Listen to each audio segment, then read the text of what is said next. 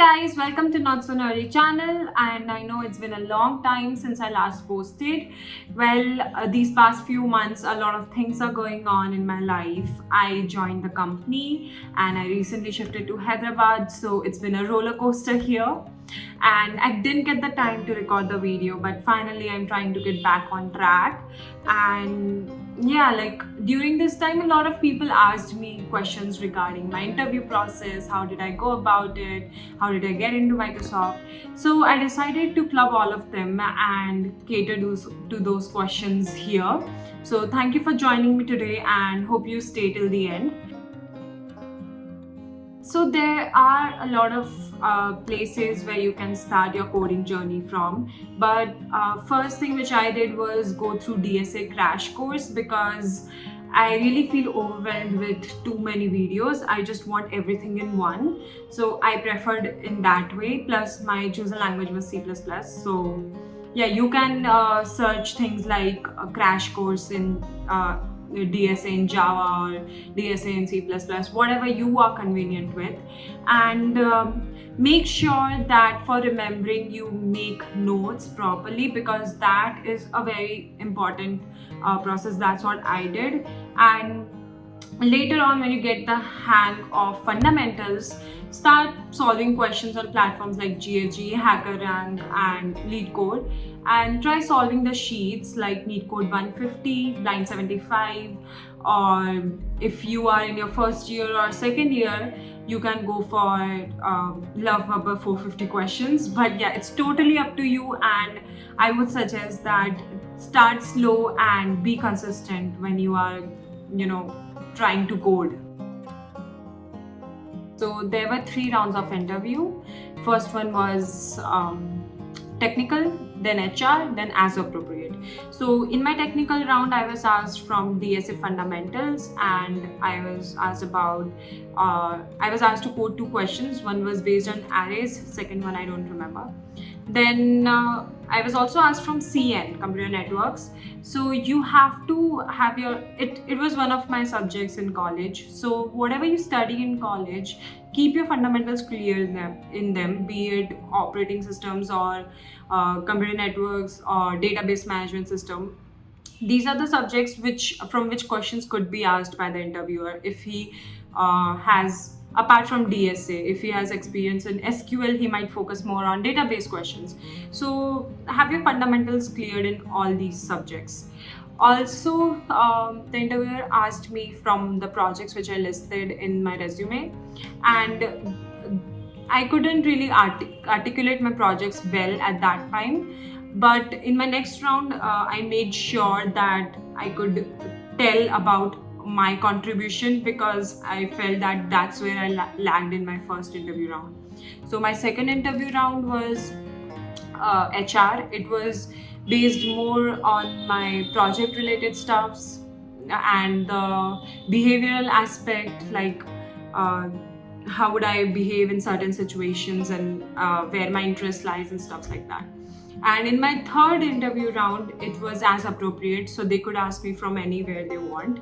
They had my resume and they were going through each and everything which I had mentioned in there. So my suggestion would be that do not lie in your resume ever, because that can be a problem for you if the interviewer sees that okay, you are good in C++ and you're not actually, and you lied about it. Well, it would give a very negative impression. So do not lie in your resume ever. And if you're underconfident about something, just don't mention it, okay? Even if you have done it. So yeah. So in the third round, he asked me from my resume, the projects which I have done, and my courses which I did in data science. And there were some tricky questions like if I join Microsoft, like how will I skill up in data science. That's where you have to tell that okay, Microsoft has this data science program, I'll be super interested to join in. So you are able to come up with all this when you have proper communication skills. So for any interview round, you need to have good communication skills. And if you have that, I feel like you'll be able to, convince the interviewer to hire you. And if you're in your first year, I would suggest that instead of, like, if you are focusing on coding, that's great. But if you feel like you lack in your communication aspect, then please work on it. Your soft skills are very important for any interview round. My placement was on campus, and I'm really thankful to my college for giving me this opportunity. And well, I would suggest not to be disheartened or feel low when you get rejected by companies, because I myself got rejected in 6 other companies before getting placed here. So you need to, realize that there are a lot of aspects the companies consider while hiring you. So don't take it in, don't have low esteem. Believe in yourself, and I'm sure that you will crack it. I can't give you a specific answer to this, as it may vary from time to time. But when I was in this interview, like, selection process, we had a minimum 80% in class 12 and above 8 CGPA during your college time. So this is for on-campus and associate consultant role at Microsoft. And I'm not sure about off-campus. And yeah, you can obviously look at the career portal to know your eligibility.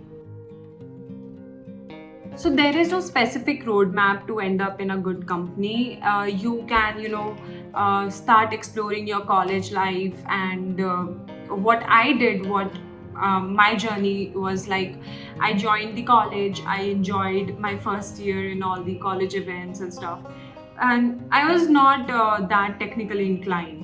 But in my second year, when COVID happened, I was at home and bored. I started focusing on my studies, computer science, and I started exploring different areas, because computer science is wide, it's vast. You cannot, if you are stuck on one field, like, let's say if you are seeing that, okay, the AI ML is booming and you're focusing just on that, trust me, buddy, you are missing out on a lot of things. Like, you might not have explored web development or app development or blockchain. So I would suggest that if you are a fresher or if you are in your second year of college, just start exploring different fields in computer science, because that's when you will realize that, okay, this is where your interest lies. I started from hackathons, because that was the first thing I was interested in. And I randomly joined one hackathon, built my team, and it was my first hackathon and I won. So you never know that, when you will prosper, or when you will do well.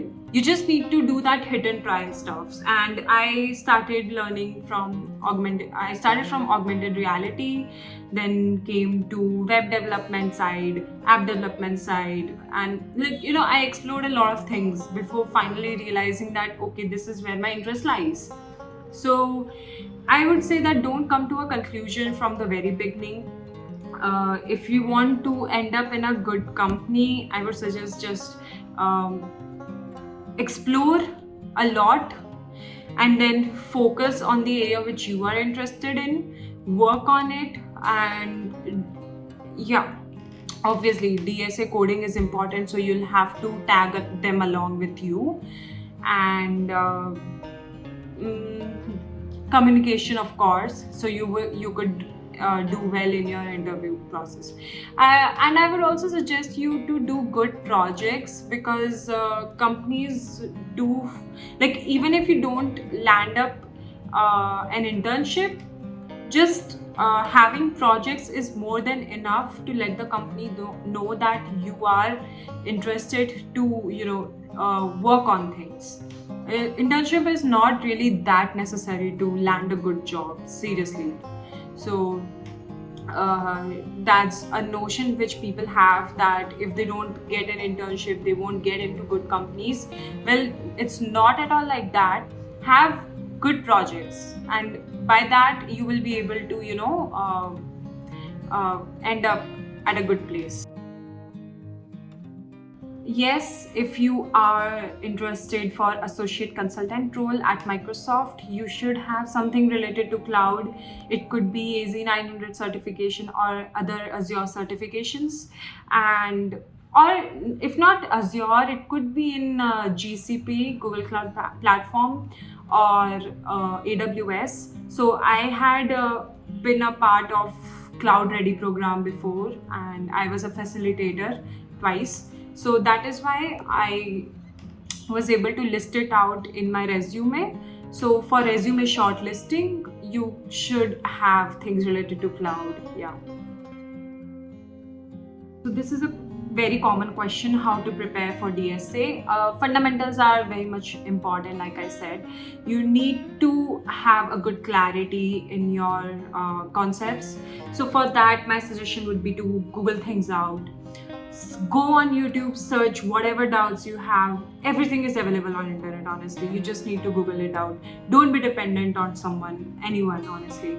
If you have a doubt, go on YouTube, search it. If you have less time, you're in your third year, less time to prepare, my suggestion would be to go for DSA crash course, which I did.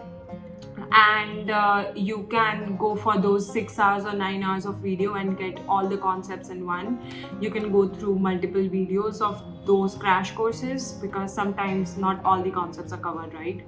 And another thing is that if you are in your first year or second year, like, learn in depth, because clarity is very much important. So you can definitely go on YouTube and search for all those long playlists, go through them, and yeah, don't be dependent on someone that koi aayega tumko padayega. No, be independent, learn your concepts, make proper notes, because note making is very much important. You won't be able to grasp things properly if you don't make proper notes on that.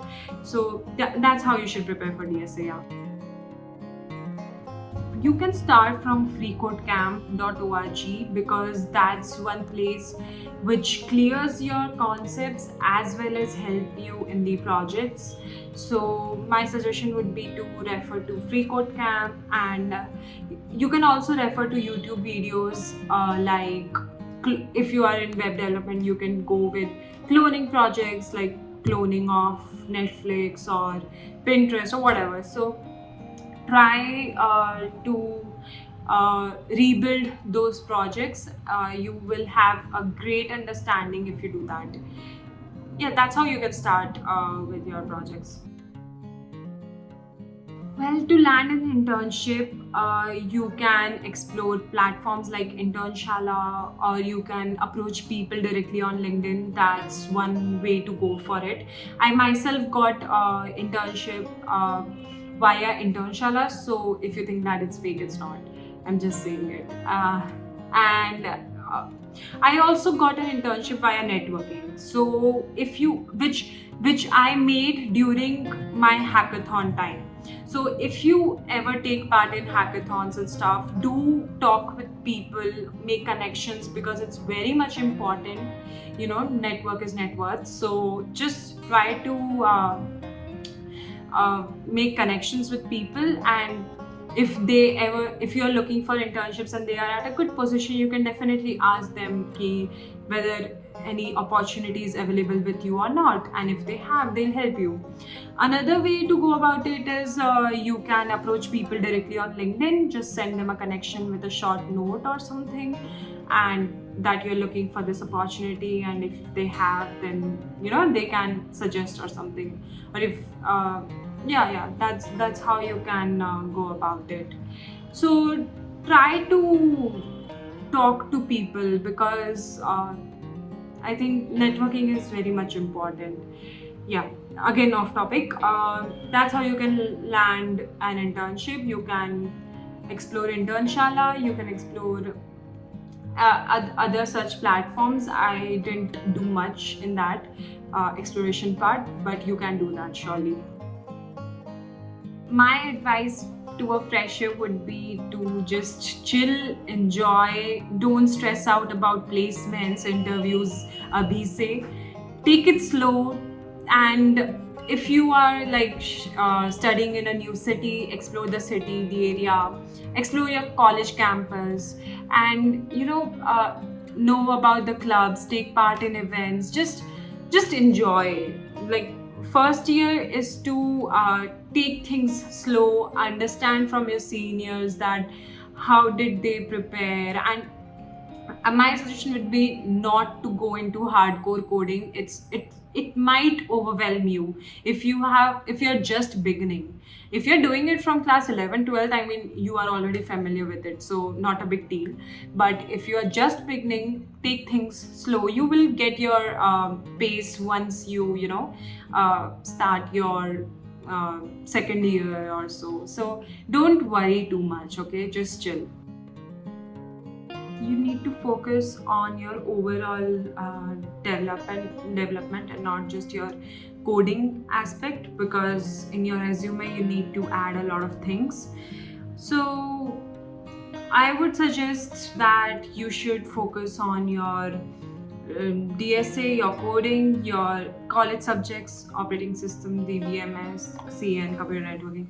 Okay, and apart from that, of course, the soft skills side, which I said.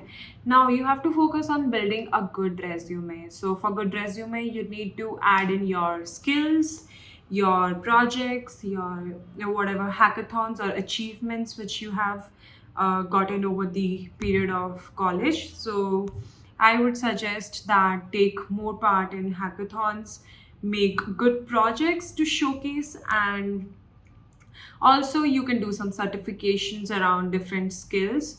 So that will help you in having a good validation to your skills. Also, yeah, I guess all this works. So these are the important things which you should include in your resume and would be a good impression for your placement. So that's the summary of it all. Now, hope I'm able to guide you well. I would suggest YouTube. I've been saying it throughout my video.